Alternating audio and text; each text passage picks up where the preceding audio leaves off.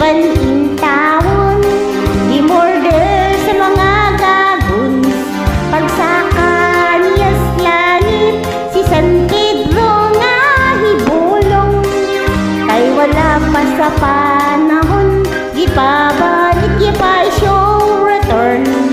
May manok pang gipabalon, si San Pedro nga bungoton. Na ibalik sa kalibutan ang sugarol nga Esteban.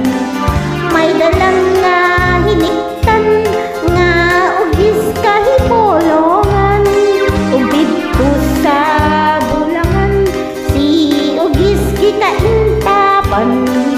Gibunog gi one by one mga ultraway dag-anan.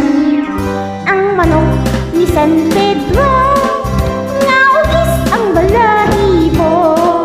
Ang manok ni San Pedro pustahi kay sigurado.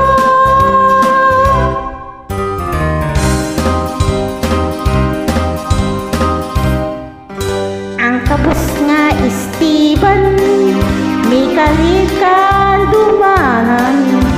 Manok gialimahan sa salapida uminahan. Sa tanan nga sultada di man gali hituyan. Ang manok si San Pedro nga nagawod sa bulangan. Si Don Miguel nga tikasan, isurambaw si Esteban. Si ugis siyang hiniktan, gikawat giilisan.